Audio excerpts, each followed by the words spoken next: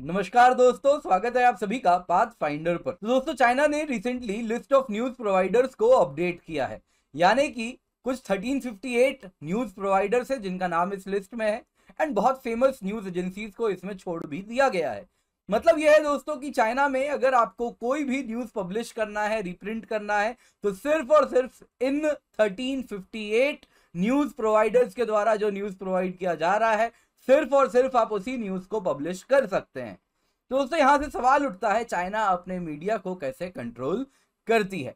तो आज की इस क्लास में हम इसी टॉपिक पर चर्चा करेंगे कि आखिरकार चाइना में मीडिया पर कैसे सरकार का कंट्रोल है। तो दोस्तों, मेरा नाम किंजल चौधरी है। आप मुझसे मेरे टेलीग्राम चैनल पर जुड़ सकते हैं, जहां पर लेक्चर के बाद आपको पीडीएफ अपडेट्स मिल जाएंगे। साथ ही साथ नीचे दी गई मेरी अनअकैडमी प्रोफाइल है, जहां पर आप मुझसे जुड़ सकते हैं और मुझे फॉलो भी कर सकते हैं। तो दोस्तों, इससे पहले आगे बढ़े, एक कहानी से शुरू करते हैं। दोस्तों, ये एक्चुअल में हुआ है। तो ये कहानी है दोस्तों अगस्त 1975 की। टाइफून नीना कुछ यहाँ पर पैसिफिक ओशन में डेवलप कर रही थी और इस प्रकार से वो ताइवान स्ट्रेट को पार करती है और फिर जाके चाइना में उसकी लैंडफॉल होती है।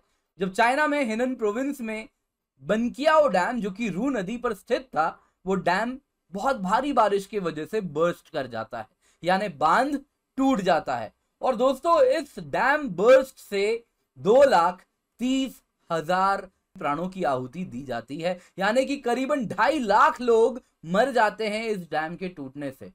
हमारे यहां ऐसा होगा तो क्या होगा? न्यूज मीडिया हर जगह कवरेज होगी। चाइना में क्या हुआ? ठीक इसका उल्टा। एक भी न्यूज़पेपर ने, एक भी न्यूज एजेंसी ने इसको कवर नहीं किया, एज इफ ये हुआ ही नहीं। तो आप सोच सकते हैं दोस्तों, 2.5 लाख लोग मर जाते हैं, 2.5 लाख प्राणों की आहुति दे दी जाती है, लेकिन एक भी न्यूज में एक जगह भी इसका कवरेज नहीं होता है। तो आज की इस क्लास में हम यही जानेंगे, आखिरकार चाइना में ऐसा क्या स्ट्रक्चर है जिसके द्वारा मीडिया पे इस प्रकार का रिग्रेसिव कंट्रोल सरकार का बना हुआ है। तो इससे पहले आगे बढ़े, जल्दी से देखते हैं न्यूज में क्या है। जैसा मैंने आपको बताया, चाइना के साइबर स्पेस रेगुलेटर्स ने अपडेट किया है। किसको अपडेट किया है? एक लिस्ट है। ये लिस्ट किनकी है? इंटरनेट न्यूज प्रोवाइडर्स की। और इन्हीं इंटरनेट न्यूज प्रोवाइडर्स की जो 1358 न्यूज एजेंसीज हैं, इन्हीं की न्यूज को दोबारा किसी के भी द्वारा रिप्रिंट किया जा सकता है। अन्य कोई भी न्यूज चाइना में अगर कोई कहे तो वो मान्य नहीं होगा।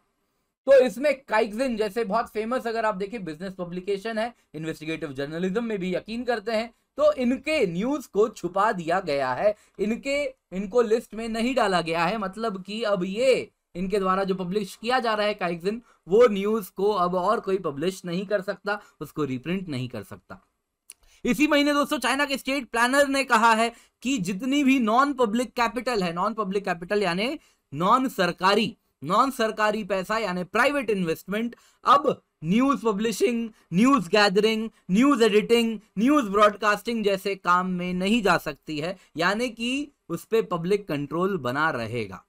तो आइए दोस्तों, जल्दी से समझते हैं चाइना अपने यहां कैसे मीडिया को कंट्रोल करती है, क्या तरीका है चाइना में, तो क्या एरोज हैं सीपीसी के क्विवर में, आइए समझते हैं। दोस्तों, सबसे पहले आता है golden shield project. Golden shield project अगर आप देखें तो इसी को कोलोकियली कहा जाता है ग्रेट फायरवॉल के नाम से। तो दोस्तों, ये अगर आप देखें तो गवर्नमेंट की online censorship and surveillance effort है। तो बेसिकली क्या किया गया है, चाइनीज इंटरनेट को आप अगर देखें तो एक फायरवॉल से, ग्लोबल इंटरनेट से ब्लॉक कर दिया गया है। तो इस प्रकार से इसमें कई मेथड्स चाइना यूज करती है।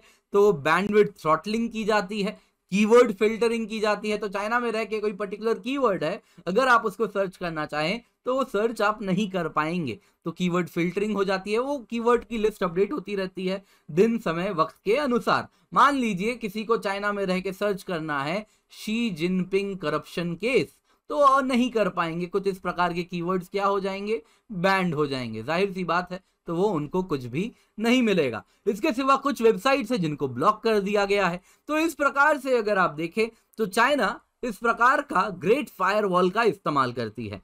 2015 में चाइनीज गवर्नमेंट ने वीपीएन, वर्चुअल प्राइवेट नेटवर्क पर भी क्रैकडाउन किया था। और इसके साथ यूएस साइट्स जो हैं, गूगल, फेसबुक, इनको एक्सेस करना बहुत मुश्किल है। जीमेल वगैरह भी वहां पर इस वजह से नहीं चलता है, तो अब वीपीएन के द्वारा भी वहां पर नहीं चलता।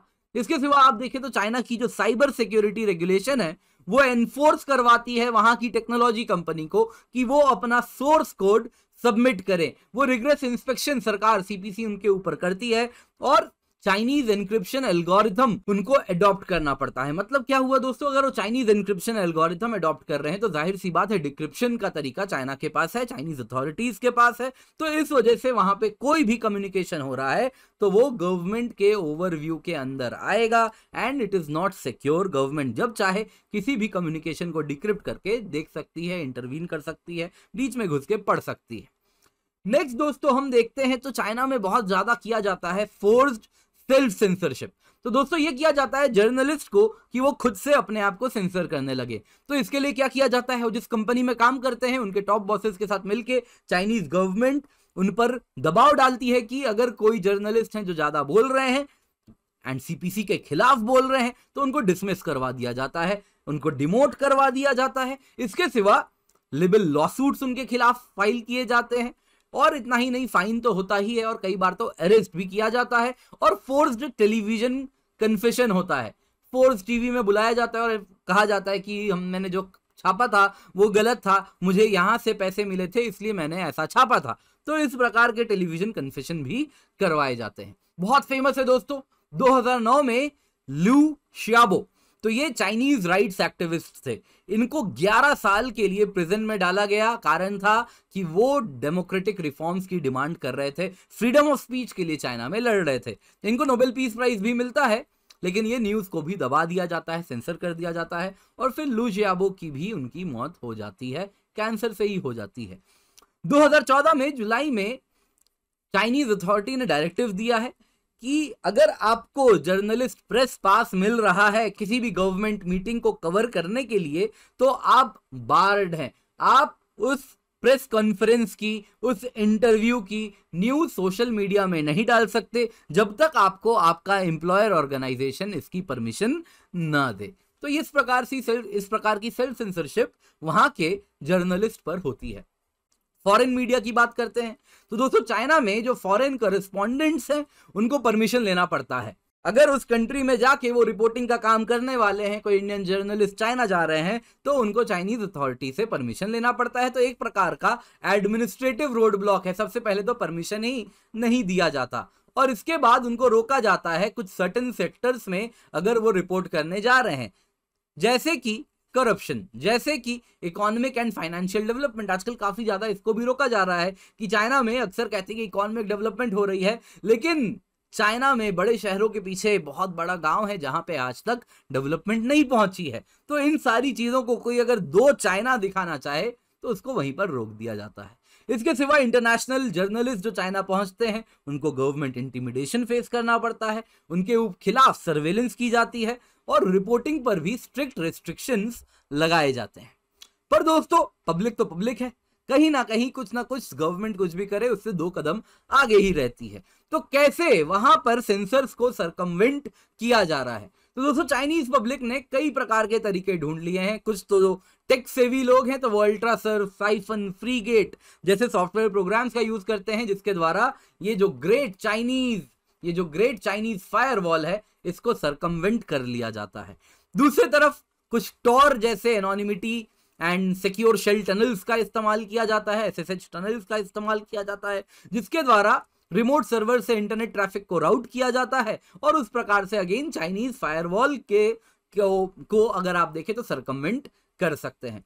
यूएस कांग्रेस की माने तो 1 से 8% चाइनीज प्रॉक्सी सर्वर्स या वीपीएन वर्चुअल प्राइवेट नेटवर्क का इस्तेमाल करते हैं चाइनीज फायरवॉल के गेट अराउंड करने के लिए। और वैसे ही अगर आप देखें तो चाइनीज इंटरनेट यूजर्स वो तो बहुत क्रिएटिव हैं, उन्होंने एक्सटेंसिव सीरीज ऑफ पन्स बना लिया है। जैसे शी जिनपिंग, अब ऑब्वियसली शी जिनपिंग की अगर क्रिटिसिज्म हो रही है तो जिनपिंग क्या हो जाएगा उस वक्त फिल्टर्ड आउट हो जाएगा, आप लिख नहीं पाएंगे, अगर लिखेंगे तो तुरंत हटा देंगे। वीबो वगैरह जैसे भी जितने भी साइट्स हैं चैटिंग वगैरह के लिए जो भी इस्तेमाल किया जा रहा है, तो उसके लिए पब्लिक क्या करती है, विनी द पू का इस्तेमाल कर लेती है। तो वैसे विनी द पू को भी वहां पर बैन कर दिया गया था। तो वैसे ही वो होमोफोनस स्लैंग्स, एक्रोनिम्स का इस्तेमाल कर लेते हैं। होमोफोनस यानी कि same sounding but different spelling. जैसे कि मान लीजिए नाइट अगर वर्ड है जो कि फिल्टर्ड आउट है तो वो नाइट को कुछ ऐसे लिख देंगे NITE, ऑब्वियसली वो अपनी मैंड्रिन भाषा में लिखेंगे, तो कुछ इस प्रकार से लिखेंगे सो दैट वो फिल्टर आउट ना हो। तो आप भी, मैंने भी देखा है, आप लोग भी कमेंट सेक्शन में यूट्यूब में काफी इसका प्रयोग करते हैं, तो कुछ वैसा ही आप देखेंगे तो वो चाइनीज सेंसर्स के अराउंड, वर्क अराउंड उन लोगों ने बना रखा है। तो मीम्स का इस्तेमाल करते हैं, अलग अलग इमेजेस का इस्तेमाल करते हैं, जो कि सब समझते हैं ये इमेज किसके लिए इशारा किया गया है, तो उस इमेज का इस्तेमाल करके सेंसर्स को सरकमवेंट सक्सेसफुली कर लिया जाता है। तो दोस्तों आज की क्लास पसंद आई हो तो लाइक जरूर करें, अपने दोस्तों के साथ शेयर करें, पाथफाइंडर चैनल को सब्सक्राइब करना ना भूलें। तो दोस्तों जब भी अनअकैडमी आए, for the subscription use the code KC10, क्योंकि जब आप ये कोड यूज करते हैं तो इससे आपको मेरी मेंटरशिप मिलती है, हैंड होल्डिंग मिलती है, बेस्ट नोट्स मिलते हैं, और जो मेरी गाइडेंस है वो सारे सब्जेक्ट्स ऑफ GS, ऐसे एंड ज्योग्राफी ऑप्शनल में आपको मिलती है।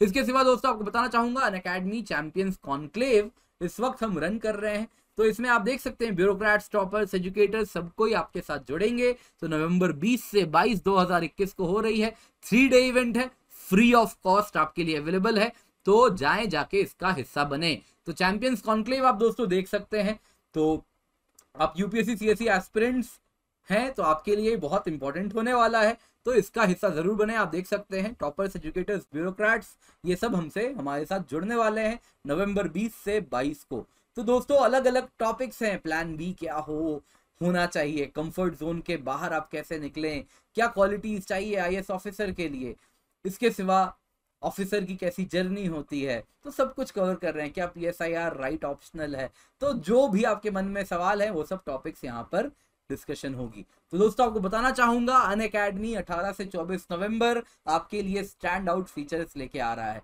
मतलब क्या है दोस्तों, अगर आप 1 साल की आइकनिक GS सब्सक्रिप्शन लेते हैं तो 12 महीने की ऑप्शनल आपको फ्री मिलेगी, यानी एक्सपीरियंस्ड कोच का बेनिफिट भी मिलेगा, ऑप्शनल भी फ्री मिलेगा और टेस्ट सीरीज भी मिलेगी। 2 साल की आइकनिक GS लेंगे 24 मंथ ऑप्शनल फ्री, 3 साल आइकनिक लेंगे 36 month optional free, complete test series भी आपको मिल रहा है। अगर आप GS ऑप्शनल कॉम्बो लेते हैं प्लस, या फिर आइकनिक GS या आइकनिक GS ऑप्शनल कॉम्बो लेते हैं, तो आपको कंप्लीट टेस्ट सीरीज कॉम्प्लीमेंट्री मिलेगी, जिसकी मार्केट में कॉस्ट है 45,000 रुपए।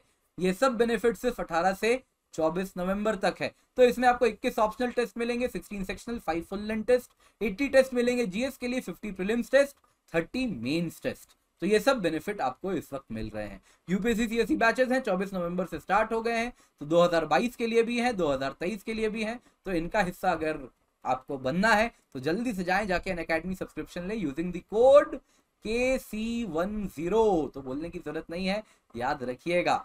तो जी हाँ दोस्तों, 2 साल की प्लस सब्सक्रिप्शन की कीमत है 64,800 रुपए on using the code KC10। 2 साल की आइकनिक सब्सक्रिप्शन की कीमत है 1,04,175 रुपए on using the code KC10, और ऑप्शनल सब्सक्रिप्शन 1 साल की लागत है उसकी 24,750 रुपए on using the code KC10। Thank you so much for joining, have a great day and let's crack it.